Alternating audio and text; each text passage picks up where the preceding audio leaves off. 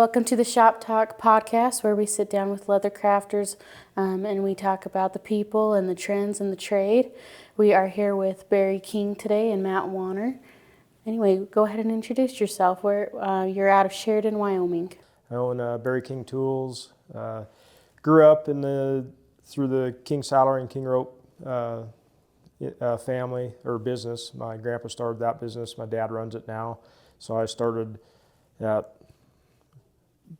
before legal age working there, and just because I was family, you could. And so I started leather work about 9 years old actually, and then went on from there. And that's what I went from leather working and started making tools, and then kind of flipped roles and I'm doing leather work on the side now and making tools full time. Well, first of all, I'd like to say I'm happy to be sitting with the man, the myth, the legend. He's pretty humble about himself, but he's a pretty big deal in the industry, and I've really enjoyed looking at his work, and that's all I use for stamping tools. So I'm gonna enjoy this conversation. I'm Matt Wanner. I'm with Burns Saddlery. I've been with the company for 20 years, little over 20 years. I started galloping racehorses with Scott, and then kind of dabbled into the saddle shop back then when it was mostly repair. James taught me how to build my first pair of shaps. Did a few odd end things, and then a few years later was looking for some work one summer and went in and asked Braden for a job. He wouldn't hire me. He said, "We don't need no help." Old Waylon was in there kind of having a struggle with the saddle, so I asked him if I could start tearing it apart for him, and he just kind of threw it at me and says, "Yeah, I'd love it if you take it apart." So that's when I really fell in love with saddles, and I just started coming in at 5 o'clock in the morning and working all day. And a couple weeks later, Braden came in and said, "I can tell you're not going to leave. We just will start paying you." So we always laugh about me hiring myself, and that's really when I got my start in the saddle world and the art of it and all that stuff. So that's my story. Great. Well, we're in the newer saddle shop now. You wouldn't have started here, but we're actually here at the Colorado Saddle Makers winter get-together. So why don't you tell us what the CSMAs are and what we're doing here? So it's the Colorado Saddle Makers Association. I got introduced to it about 8 or 9 years ago when Shane Dieter was actually the regional director for the winter seminar. And I would go a little bit further to the east here to go to it. And it's a good organization. It's a membership only kind of an organization, but anybody's willing to come in and be a member. And it's a little different than your average schooling or anything you could go to like the other Pendleton deals or Sheridan deals, because it's kind of an open forum. So you just come pay for the whole weekend.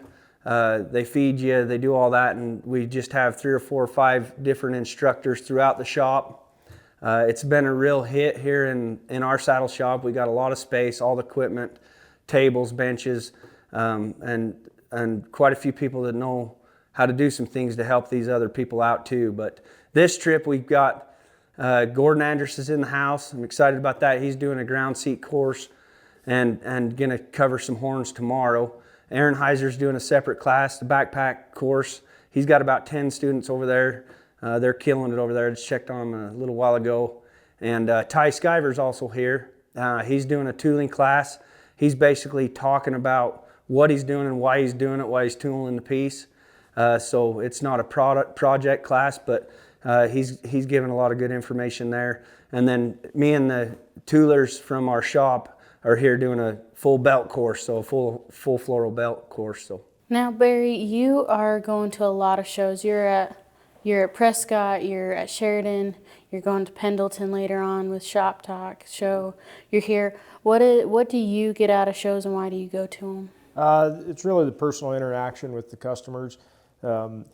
For me, I try to have tools in stock rather than people having to order them and wait. So with them in stock, I can go to a show, people can actually look at the tool, try them out, see what size they want, rather than just looking through a catalog and thinking they might work. They can actually try and buy, right there. In some of the shows I do teach classes at, and that's advantageous for the people coming in.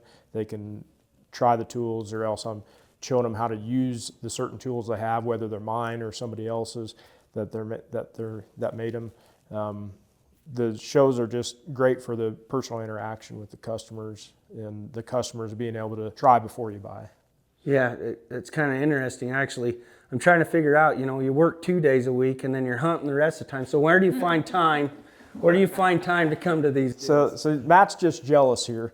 So because I had a banner year this last year of hunting, so we won't get too involved in that. Yeah, jealousy will get me nowhere for sure. But he's been on a lot of cool trips. Yeah, but people that saw some of my Facebook in this last year, they were.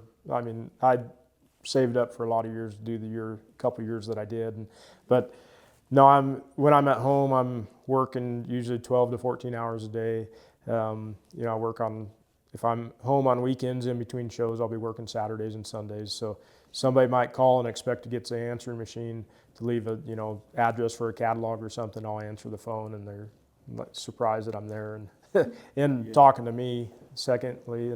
But yeah, when I'm home, I'm working, and my wife's fine with that. Most of the time. So she's got a great job. She works pretty hard, and late hours and stuff also. So it works out pretty well. Is she in the family business then? No, she's a residential appraiser, but she's real busy with her job and does very well. But no, I do about 14 shows a year, right around there, depending on which ones they add or subtract. But it's right around 14 shows a year, and then add in 1 or 2 of the hunting shows that I attend and help one of my friends from Alaska out, help him sell some hunts. And so, but it's fun for me to go because it's kind of right in my ballpark where I can. It's great interest for me to walk around and maybe book another hunt or something. So is that your secret to doing this for so long and being happy with what you do? You take the time for yourself to go hunting? Yeah, it's whether it's hunting or golfing. My wife and I play a lot of golf together, so that's how we met. We met on the golf course, and so there's no conflict of interest there. She's not mad at me when I'm playing, and I'm not mad at her if she's playing golf, because we know what we're doing there. And the hunting is just something I've always done. Grew up hunting, so it's now I can finally I'm old enough now and have the travel ambition to travel to different countries and stuff and do that and have a good time doing it. So fortunate to be able to do that. Now, is that right? If I remember right, are you the only one that files still at your company, or you got other people filing? Because I think that'd be a pretty big job looking at these tools and that's art in itself, isn't it? Yeah, when I'm there, I'm filing probably 90% of the time and buffing about 10% of that. After I file those tools, I buff them slightly just to knock the sharp edge off to where they're not grabbing the leather. But usually I'm in a little cubby hole. It's basically a closet that I'm working in, it seems like, and put some headphones on and have a TV there. I'm listening to movies, and listening to interesting leathercraft podcasts. Yeah, or that. Yeah, I'm listening to or watching a hunting show. Usually I'm listening and look up when it's a good scene or something. But yeah, it's. I get caught up on a lot of interesting, TV shows and stuff throughout the filing sessions, because I literally file for, anywhere from 10 to 11 hours a day. So. You go to 14 shows a year. You go to plenty of shows. Are these shows just for the professional that owns their own company that has employees, or are they good for the beginners?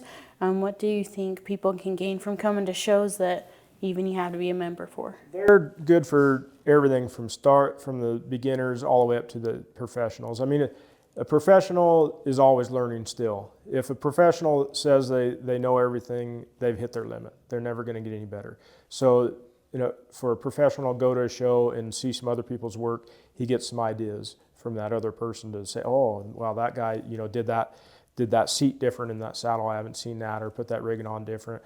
Or if he's not making saddles, he sees a bag or a purse or a wallet that's done different than the way he does it. That gives the professional side a little more ambition to get better, or just change something that they're doing. the beginner, it's very good to take the classes and then see all the good work from some of the professionals, especially like the Sheridan Leather Show with the leather debut. Pendleton has the saddle contest, and then they have the Shap contest this last year. So you can see the beginner, intermediate, and advanced work and all that in all those aspects. And a lot of times there's the categories for different aspects of that. So the beginner can take some of their work to the beginner competition and get judged on it, see what they're doing wrong. You know, if a judge is doing his job the way he should be, he should have some, you know, a couple good comments like, hey, you're doing this right, and then you need to work on this and this and this to get better. Now, you know, I've never seen a perfect leather piece, I mean, from anybody. I've judged at the World Leather Debut, I've judged in China a couple times. So it's, I mean, somebody can say, oh, I made the perfect piece. I'll find something wrong with it, no matter what. They call it, my brother calls me the stitch Nazi, because the first thing, if it's sewn, the first thing I look at is stitching, whether there's a skip stitch or thread pulling through from the backside, you know, stuff like that, or stitches aren't even, you know, the same length on everything. That's the first thing I look at if there's white stitches on brown leather. And some people laugh about that, but it's like, you know, take the time, if you skip a stitch, pull the thread out, you know, restitch that little section and stuff like that. But whether it's decorative cuts, you know, a little dye spot somewhere where you're painting the dye in on a two-tone workpiece, you know, you get a little spot of dye somewhere else, you know, up on the side of a stem or something. You know, I put my magnifying glasses on and look, and that's, you know, I've never seen an absolute perfect piece. I've seen some nearly perfect, and it's, you know, those are beautiful pieces. Yeah. I'm on the other end of that deal, a little bit different than Barry. He's probably been judging for as long as I've been taking saddles to Sheridan, and you know, it's been a good thing for me because here in Salina, there's not a lot of saddle makers to go get critiques from or get advice from or anything like that. So throughout the year, you just keep practicing what you can do and get as good as you can get, and just when you think you got it, you show up at Sheridan, and then there's 4 other pieces out there, and you're scratching your head, well, why do they look so much better, you know? And it just pushes you to constantly do better and better and better and better. And you know, I heard a comment this last year when I finally won the floral, you know, and it only took you 11 years, you know, and it is kind of funny, but at the same time, I kept coming for 11 years, you know. So and I think I give credit to those judgings and the critiques and all the honesty that I've gotten from these people, my peers, and give them all the credit in the world to help me be where I'm at today. So I agree with Barry. I think that's an important part of going to the shows, and don't be afraid to put yourself out there. Don't be afraid. There's no real bad work that you can't take somewhere. If you're going into it like you want to learn and you want to be critiqued, you're going to find good things from this. And as far as the classes go, they go from intermediate to advanced. I mean, you can take, like he said, you can learn something every time as long as you're willing to learn. So I think it's great. I think it's a good thing that this industry is doing this kind of stuff. I think if we don't keep it going, it's going to become a lost art, you know, and I feel like that everyone should be going trying to get critiques and advice and all that stuff, so we can get that industry standard up where it should be and get it credited where it should be. You know, we've got a lot of makers out there now that are, you know, sure, they're getting a lot of accolades on Facebook and everything, but is that real? You know, is that, am I going to get more honesty from Barry when I'm standing there and asking him, look at this saddle, and he says, yeah, I like this and this and this, but man, you need to work on them. Nothing really flows here, you know, and you're able to ask these judges those questions and understand, okay, where am I going to go next to fix these issues that they're seeing? Because from an outsider looking in, you can really do that when you're looking at someone else's work. You can really go, okay, do these lines flow? Do they complement each other? Does everything come together? And I just think it's so awesome that we as an industry, if we keep it going, we have that opportunity to keep getting better and better. Yeah, and I tell people a lot of people ask me, hey, can I ask a dumb question? I said, there's no dumb questions. I mean, I've been asked so many questions. I've been in this for 40 years now, and it's like, you can ask whatever you want. I'd probably heard it before, so yeah, I might not have the answer for it, but I might be able to point you in the right direction. But that's where he said, like, if you ask a judge to critique your stuff, or, you know, just a beginner saying, how'd you do this, to a professional, usually the professional's going to say, okay, here's how I did it, you know, and or give them, you know, a step-by-step process. And anymore, it's more people are sharing the knowledge nowadays. 30 years ago when I was working at King's, it was just getting to the point where we were starting to share some of that stuff. It used to be when I first started working at King's, if somebody came in that was a competitor, you covered your stuff up and you quit working. You went on your coffee break. And when I started tooling down there, like my grandfather said, he said, you can let them watch you all day long, but if they probably don't have that pattern. Even if they have that pattern, theirs is going to look different than yours because they have different tools. They use their swivel knife different. So having one thing look identical to another person's is very hard to do, and most people will never be able to get exactly the same. I mean, there's going to be some differences. So that's why the sharing is, you know, out there a lot more, because people are saying, well, he might be able to do work close to, you know, mine or even better, but it's never going to look identical. Well, at the end of the day, you showing me something, sure, it's going to be a little bit different, but even if mine is just as good, don't you feel like that's still helping the industry? I mean, we need to build that industry up to where everybody's really good at it. And I don't think that's going to hurt my next door neighbor or anything like that. I don't think it's going to take the business away. I think we went away from that because they did hide it, and we started building mediocre stuff, and they weren't getting any better. And now that people was willing to share, I think it can only bring the industry up. Yeah, and with the internet, you know, it's everybody's sharing so much, whether it's on Facebook or Instagram and stuff now, so people can see it so much faster and easier, rather than, you know, 40 years ago you had to send a picture through the mail, and you could only get so much off of a 4x6 picture that somebody had, or out of somebody else's catalog. So you didn't have that, you know, that video right in front of you, that on your big monitor to be watching, like, oh, this is how he did it. Now there's a lot of YouTube videos and stuff, and so it makes it so much easier for somebody to learn and get better. And it's great to see some of the good leather, you know, I love seeing people getting better and better, because I've been with people that were just getting started that were in some of my classes, then I see them a year later, then a year later, and I've seen some people not get better, but I've seen a lot of people evolve very quickly and just gotten way better. Yeah. So you have taught on the Illume platform, or the online learning platform for the leathercraft. You're going to shows and teaching. What is both of your next move so that our viewers can be there when you're next teaching? What are you teaching next? I teach in Prescott, teach a geometric stamping class.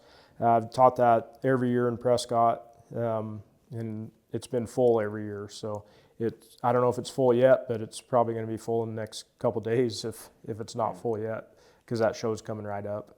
And I teach that class quite a bit, because like we sell a lot of geometric stamps, but there's certain ways to run some of those stamps that make it so much easier for everybody, you know, just basic stuff and to keep in mind when you're running a geometric stamp. That's that's a main class that I teach. But like when I go to Australia and in some in the US, I've taught some of the floral design classes and things like, and then building something like an iPad case and things like that. And so depends on where I'm going and what we're doing. Like I'll be going to Australia next January and teaching over there again. It'll be the 4th time over there. But we do a week long. It's 7 days worth of classes. So it's just day after day of classes, and it's really good and great people over there. They like to have a lot of fun. They're really happy, and so It's a good trip, long trip. But Hunt some big spiders out there. Yeah. So. Oh, my next move, I guess. I've got another saddle on Illume on the online learning deal. Just about finished. We're gonna the next time we meet with Derek, our annoying videographer, we're going to get the skirts plugged, and we're going to get them lined and put in, and then we can button it up and oil it. And then he'll start editing and getting all my trashy mouth and all that stuff out of there so that people can actually view it and enjoy it. That's my next move, is to finish that saddle up so that the public can get on there and build the saddle from start to finish with me, right alongside of me if they want. I guess one plug-in for the online learning deal that's a little different than going to the shows and things like that is it's a place where you can stop and rewind if you need to. It's if you're advanced enough that you don't need to listen to my jibber jabber on how to cover a horn, you can pass through that and go right into the next. My most favorite part about a loom is it's created with the learner in mind, but it's also for the guys like Barry to be able to teach some courses and have that documented. There's so many good makers that have passed that there might be an old picture or something of their work, but that's it. You know, I think it's cool that we can have this documented for years and years to come to pass on down the generations. And I really enjoy knowing that these instructors, they come, they pick a project that they're confident in, and they're going to teach you how to do it online. And it's multiple. It's not all about Barry. It's not all about Matt. It's whoever they attract to, they can go find and start taking those courses from those people. So I'm excited for a loom. I think it's a way different deal than like YouTube and that. And a lot of the good YouTubes are just directing them to go to another platform anyway, right? So this is just sign up and go, but we're hoping to get Barry on there. We've had Ryan, his brother, on there. He done some awesome pieces last, what was it, in the summer? I think. Yeah, anyway, he done a cool guitar strap, and he can geo-stamp like nobody's business. I mean, and just beautiful work. So hopefully we can get Barry dialed in. If we can. He's still a little slower than me. Oh, Ryan's a little slower than you. Yeah, that's not what he told me last time we talked. Yeah, the last time we talked, Ryan's like, oh, I can outdo Barry. Like, yeah. So. In between the hunts, we'll have to get you over there. All right, I have to know, you guys have been doing this a long time. You're happy doing this. You're successful doing this.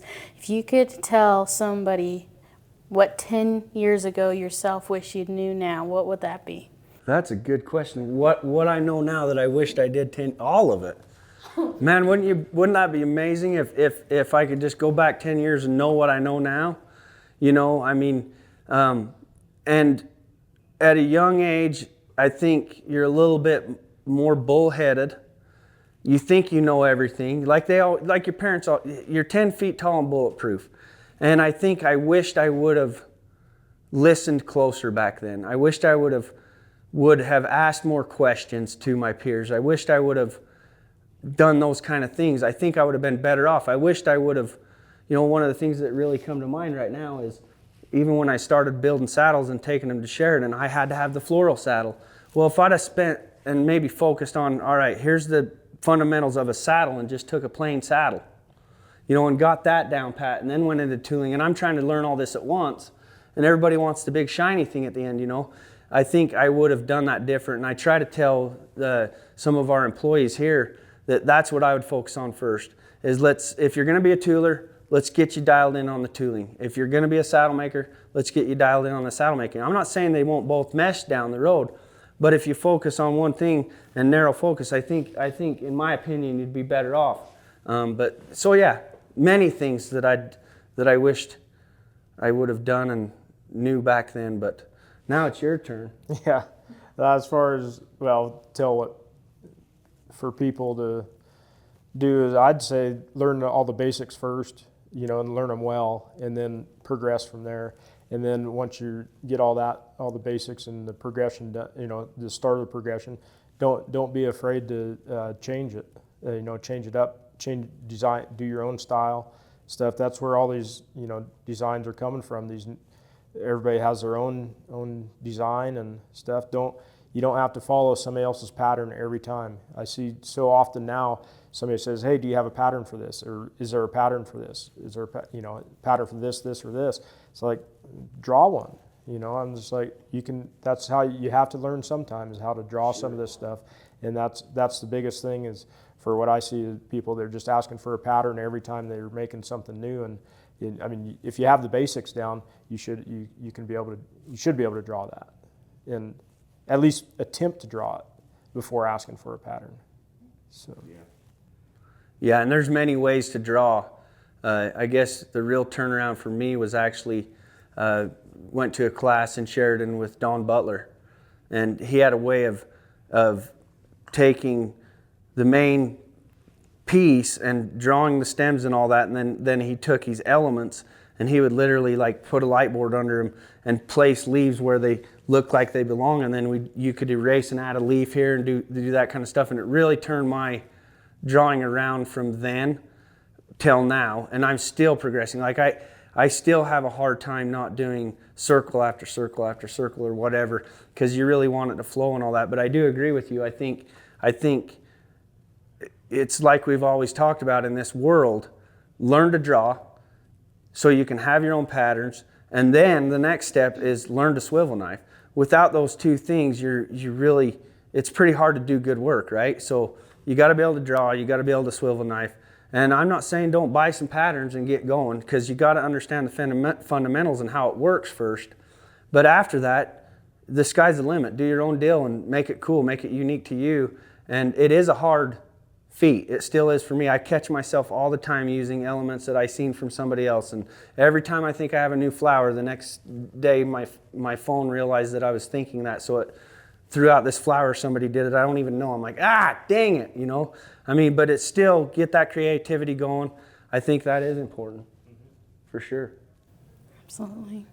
Well, I appreciate you guys coming on the show. It was great to get to know you more, and good luck at the rest of the show, and then again in Prescott and Sheridan later this year. Appreciate you guys being on our show. Okay, Thanks for having us. For more of these videos, subscribe to the YouTube channel and check out our magazine as well.